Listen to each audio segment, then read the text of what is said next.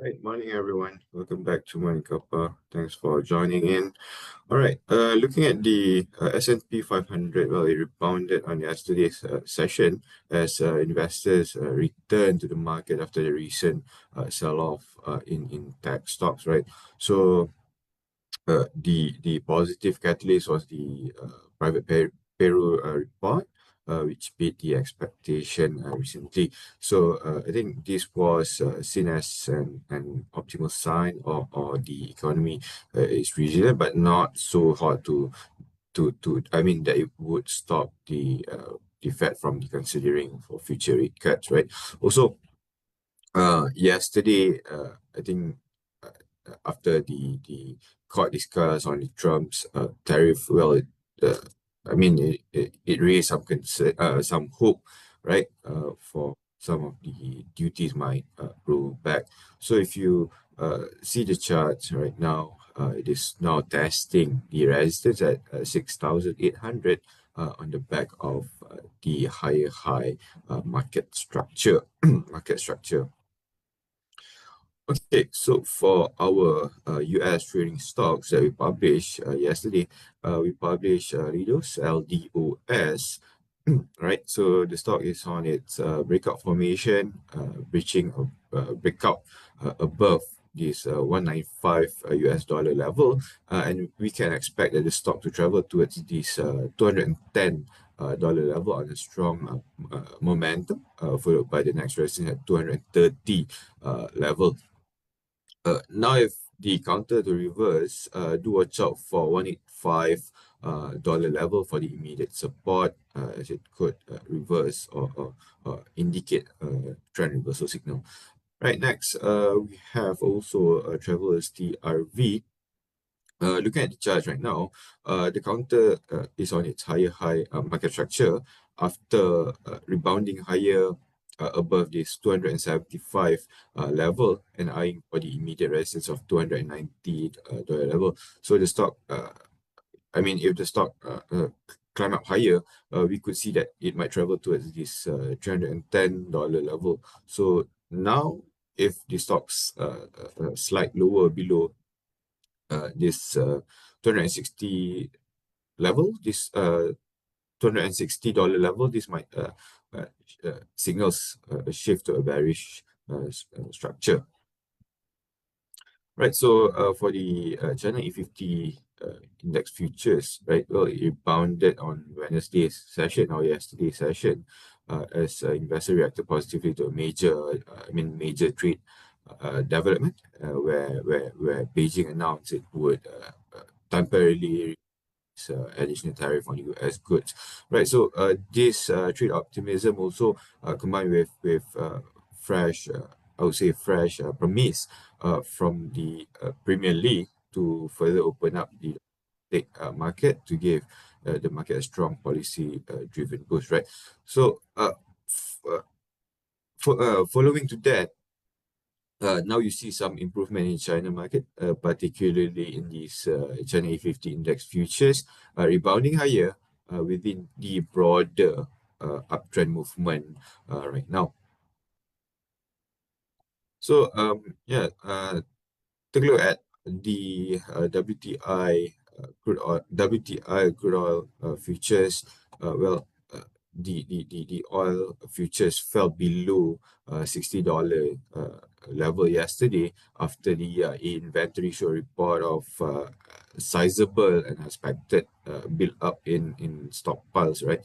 So this inventory increase was a major bearish signal, confirming I would say fears of the weakening US demand and also adding to global oversupply concern, right? So at this juncture, we keep our bearish bias unchanged, with the oil now targeting lower for the $57 level. So stop loss remains firm at $65 level. So coming back to our local market, well, if you see the FKLI, well, it traded sideways yesterday as investors remain on the sideline.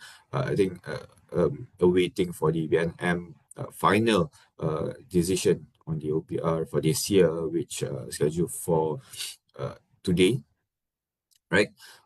Also, cautious mood was further, I would say, enhanced by the pullback in the US the tech stocks recently, which curbed the risk appetite across the region. So, the market, I think that the key market moving theme this week remains the strengthening of the ringgit, which I think nearing the 1 year high of the strong expectation that BNM would hold the OPR rate steady, right?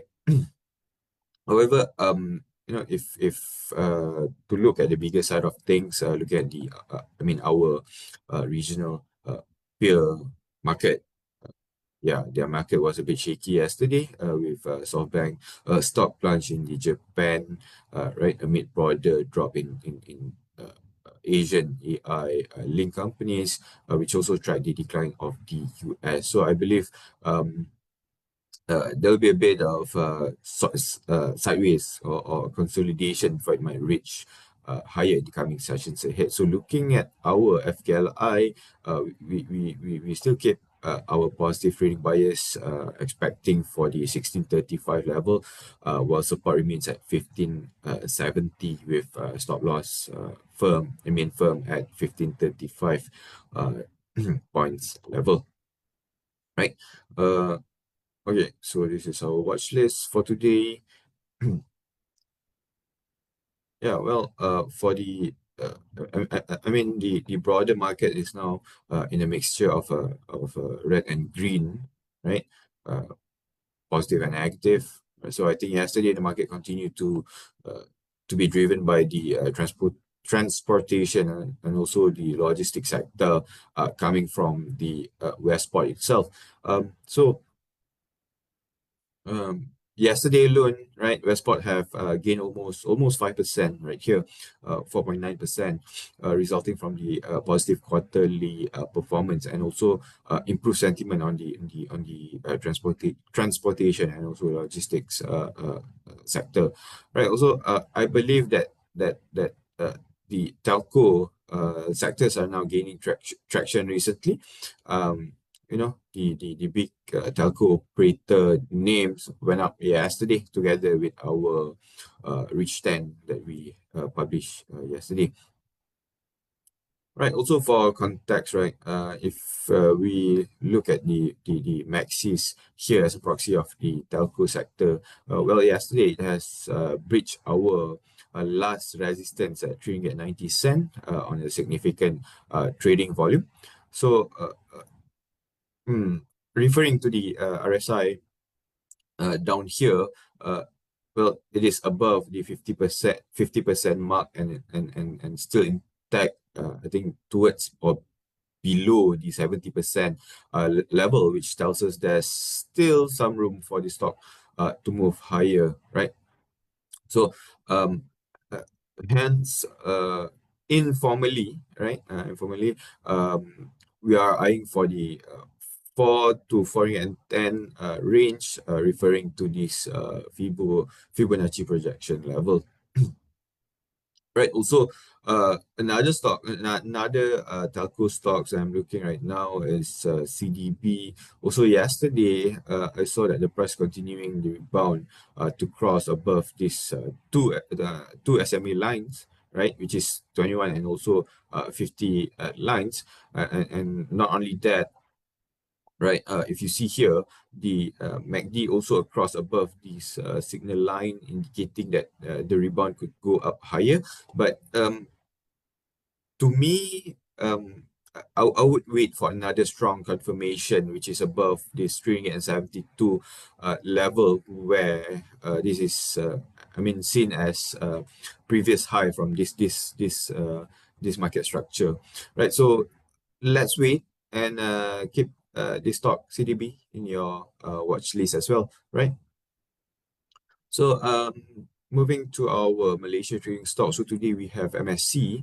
Well, the stock has breakout above 140 cent level on the strong volume. So with that, we expect the momentum to remain bullish and the stock able to climb further to test the next resistance at 1.50 ringgit, followed by 1.60 ringgit level. So if the stock to clear the 1.30 ringgit support, this could dampen the bullish our bullish view, right? Also next we have Pekka group. So the stock experiencing a breakout as well, right? Above this 1.35 level. So if the stock remains bullish, we're expecting at the price to reach 1.43 in the coming session with high trading volume, right? Also second resistance is at 1.53. Keep an eye at the 1.25 support for any attempt of reversal, right? Okay. So lastly, we got FCPO here. So FCPO from yesterday's move, well, it dipped lower, uh, continuing the weak trend, right? As in news, I think news data confirmed that the palm oil import have hit a 5-month low in October in India, right? So this news is, this news of slowing demand from the key importer combined with the expectation of higher Malaysian stockpiles could shadow any minor support from the weaker ringgit, right? So still stick to our negative trading bias, eyeing for the 4,050 dollar 4,050 ringgit level, and also 4,000 level support. Right. So I'll stop here and pass the floor to Iftar. Thanks everyone, and happy trading.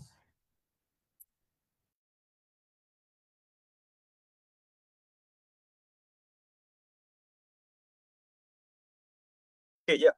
Thanks, Aiman. So today I'll be presenting SD Guthrie results review. So 9 months core earnings came in above our and street estimates at 100 to 104% of full year forecast. So the main deviation really came from the fact that they have finally recognized their disposal of land as a core business. So just for me to recap a bit. So as the country has been disposing the lands every year for the past few years now, but naturally we take out this disposal as non-core. However, they do have plans now. They have introduced a new segment which is called industrial development, where they sell off their land, and this is for industrial development purposes. So they are targeting about 500 to 700 million disposal of land for these purposes. So in this quarter, finally, they recognize 378 million at EBIT level disposal of land, and this is recorded in the industrial development. So this 378 million is related to the JV they have with EcoWorld, where they hold 30% stake, and the rest 70% is sold as cash, which is recorded in this industrial development. So the remaining 30% will be recorded as recurring income from their property development. However, this will only be recognized in the coming quarters. Yeah. So mainly this was the reason why our numbers were sorry. So this is the main reason why their numbers were off the charts. Yep. So going back to the usual results. So 9 months FY25 FFB output was slightly up 2% year on year. However, this was below our initial estimates and also management guidance. And then moving forward, management expects for Q to be weaker, and this will be driven by the Indonesia side. So as a result, we adjust our FFB output down accordingly. And then in terms of CPO ASP, SD Guthrie has managed to sell full forward for FY25 for the so SD Guthrie has managed to sell the remaining of its CPO in FY25 at the price of 4,000 and close to 4,300. And for next year, they have managed to sell 10% of their 2026 output at close to 4,500. So yeah, costing wise, 9 months. Costing wise, 3Q cost rose 5% Q on Q to 2,600, and this is due to higher fertilizer application. However, for FY25, they are still expecting cost to be somewhat flattish, and as well as for FY26, they have tended for fertilizer targets for FY26 at prices that are 1 to 3% higher year on year.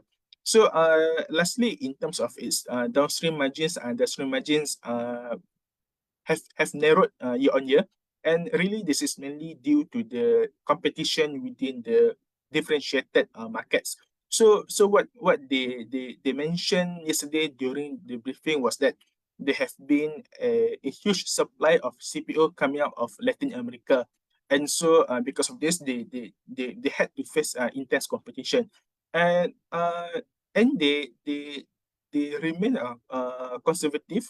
They remain cautious by saying that this kind of dynamics may continue until 2026. Yeah. So overall, we increased our earnings by 36% for FY25, 39% for FY26, and 27% for FY27. And this is after taking into account the land disposal gain into our, and this is after imputing the land disposal into our earnings model, and as well as raising our CPO price assumptions following our recent strategy report. Yeah, so I'll stop here, and thank you so much, everyone, and I'll pass on to the next speaker. Thank you. Thank you, Iftar. Good morning, everyone. This is Vanessa from RHB Warrant. So basically some of the highlights on yesterday's warrants traded volume, right? So there are actually a few highest traded warrants such as DUFU C4, EGCF, CMSB C72. All right, so among all these, the similarities among all these warrants are they actually gain, the performance went up actually yesterday. All right, so for EGCF and EGCG, they are actually core warrants over EG Industries. All right, so the differences of these two, right? EGCF is actually more, it's closer to the exercise price. I mean, the exercise price is closer to the share price, so it's around 1 ringgit and 30 cents for exercise price, and it make it, I would say this is actually something what we call slightly in the money. So if you compare the warrant bid price of EGCF and warrant bid price of EGCG, then you will notice that the bid price of CF at 8.5 cents is actually slightly lower than 12.5 cents. This is due to the EGCG has an exercise price of 1 ringgit and 10 cents. Then, you know, the share price is 1 ringgit and 32 cents, right? So there's actually a differences, and that's what we call an intrinsic value. All right, so besides from that, DUFU C4 is also one of the very active DUFU core warrants. All right. However, you will actually notice the warrant price is quite high. It's like relatively higher at 18 cents. All right, because the exercise price is 1 ringgit and 60 cents. So with this, it still attracts quite a bit of interest from the retail investors due to its in the money, and also the effective gearing of 2.5 times. Okay, and not to forget to mention on our JPG-CN, Johor Plantation Group CN, all right, and New Zealand. All right, it's slightly in the money because the exercise price was perfectly priced at 1 ringgit 48 cents, and expiry date in March 2026. So with this, you can actually tell that it's quite a good warrant to trade. Why? First thing is the sensitivity at 2 ticks only, and the effective gearing is giving 5 times. Right? So imagine that your warrants can actually flip very fast, which means go up faster in only 2 ticks. It requires only 2 ticks for your warrants to go up. But then once it goes up, it will actually give you about 5 times of multiplying effect. So which means 1% movement in JPG mother share, then JPG-CN will move by 5%. All right, so the easiest way would be how you actually look at the price matrix on the warrant website. Okay, so not all issuers in the market, they have a a warrant website for you, and also the live price matrix that's really important. So we have been I just mentioned on JPGCN, right? So you just search on JPGCN on the Warren website. You'll be able to see the price movement through the live price matrix. All right, so you will see, so you actually know how to go in and also exit from the position through the live price matrix. Okay, so these are some of the very active warrants yesterday. All right, however, today we know that every day we have new stuff, right? So what do we usually do is that you can actually base on your own technical analysis or maybe some fundamental, like for example news driven performance and also result driven. Then you can actually use the warrant search function to look for the underlying. For example, today if you're looking at Westports again, WPRTS, and then you'll be able to compare. You'll be able to find RHB issued Westports C35. Okay, it's giving you about 7.8 times of effective gearing and sensitivity of 7 to 8 ticks. I would say this is a bit not so sensitive. However, the effective gearing effect is there. Okay, so if you want to compare with all other issuers, you can take over here and then you will be able to compare them side by side. Right. So these are for local stocks. So for US warrants, we are the only issuer currently in the market. So as previously we actually had around 8 US stock warrants, but now we left with 3 because the rest already expired. So we have AMD C1, Apple C19, and Tesla C7.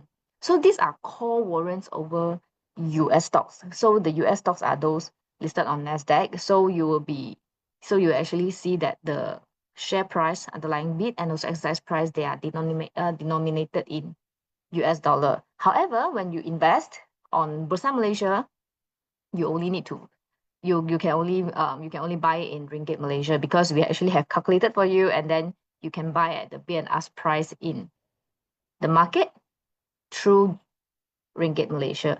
Okay, so in this case, an example, Apple C19, don't be shocked by this because the market closed, right? So this is a bit off. So you can actually check on the website and also on the RHB Trade Smart. When the market is open, then you'll be able to see the bid and ask price for this Apple C19 warrant.